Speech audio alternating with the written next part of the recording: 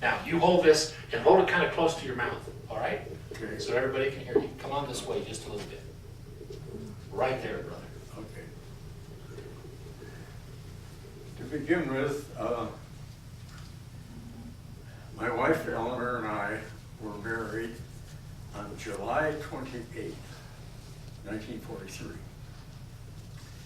15 years later, we had 4 children. We had accumulated 4 children, and unfortunately, we had a tragedy. My wife became very ill. So ill, in fact, that the local doctors gave up on her and suggested that I seek help somewhere else. So I asked my doctor to call Mayo Clinic in Rochester, and they accepted her right away. I don't know if I mentioned my wife's name is Eleanor, but I did. Anyway, we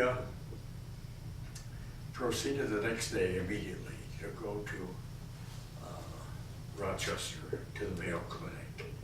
The man in charge of, the doctor in charge of taking care of my wife was Dr. Hunt, and he, with his team of physicians, worked with her to see what was causing her problem and so on, because the local doctors could not determine that. Anyway, after 3 days there at the clinic, we had accomplished nothing. They had learned nothing.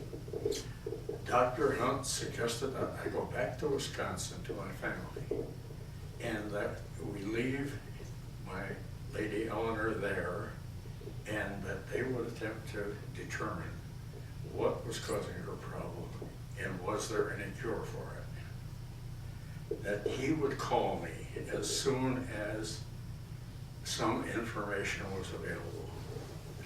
After about 4 or 5 days, I don't remember exactly what, but after about 4 or 5 days, I received a telephone call to come to the clinic in Rochester that I could pick up my wife. So we went to the clinic, and we had an exit interview attended by Dr. Hunt and his staff and my wife and I. And that's when he broke the seemingly bad news for us, that my wife suffered from chronic glomerulonephritis, an incurable kidney disease. The disease actually was the progressive degeneration of the kidneys. However, he said that they had been working on some possibilities, and that he would go over with my wife Eleanor and I. And so among these was, they felt that her body had to be completely at rest so that her kidneys could have the maximum opportunity to revive themselves, if I may use that word. And that to do that, she would have to become a lady of leisure. That is to say, she was to do absolutely no physical work whatsoever. The scrubbing of windows, the washing of windows, the washing of dishes, the hanging of curtains, and all of these things were to be performed by her husband. What could be performed by her small sons, and the rest would have to be done by hired outside help. Only if we followed, and Dr. Hunt had the habit of pointing, and he would say, only if you do what I have told you, will your wife stand a chance of revival? And he kept emphasizing that all the time, that it was absolutely necessary that this program of Lady of Leisure had to be followed implicitly. So after, and then he told us as we were leaving, he said, if you follow this, you have a chance. He was speaking to Eleanor here. He said, you have a chance to survive your 70, which is 70 years. If you don't, then your husband's going to lose you. Your family's going to lose you. He said, it's all that simple. And with that, we returned to Clintonville, Wisconsin. And we followed exactly what he said.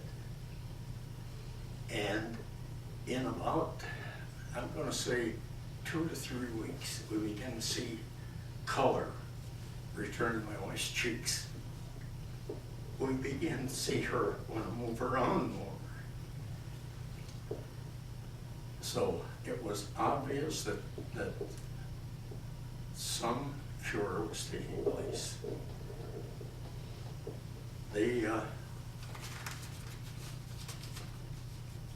I'm going to jump now to 2 years later. 2 years later, we were asked to return to Mayo Clinic in Rochester so that Eleanor could have a complete physical examination. And which she did, and it was pronounced that she was in excellent health again. So a miracle had really been performed. Now, what was the result of all of this? Eleanor lived for 88 years. She was able to observe her 68th wedding anniversary 14 days before she passed away. She was survived by, of course, her husband, me, and 3 sons and a daughter, 10 grandchildren, and 8 great-grandchildren. So that's really what I have to tell you, folks, and that a true miracle was performed. Because at the time that we had our exit interview with Dr. Hunt, there was no cure for chronic glomerulonephritis. Now I want to say just make a couple personal remarks, if I may. As a small boy, I had the feeling, I always had the feeling that ladies were a gift of God, and you have all heard me use the term ladies because I use it extensively. The first time I used it, I think in public was in reference to Pauline, Dr. Rod's wife. And he asked me for an explanation of why I use that expression. And I started to explain it, and he said, wait, I want Pauline to hear this. So I gave him a very brief synopsis of what I've been using. I have one more thing to say, and that is that as a small boy, I always had the feeling that ladies were a gift from God. Even when I got those swats in the back end for misbehaving, I believed that. Now, some 80 years later, I still believe that ladies were a temporary gift to God, and are returned to them, going to return to their place in heaven after their job is secured. Thank you. Thank you, Perry. That's all right. Thank you for sharing.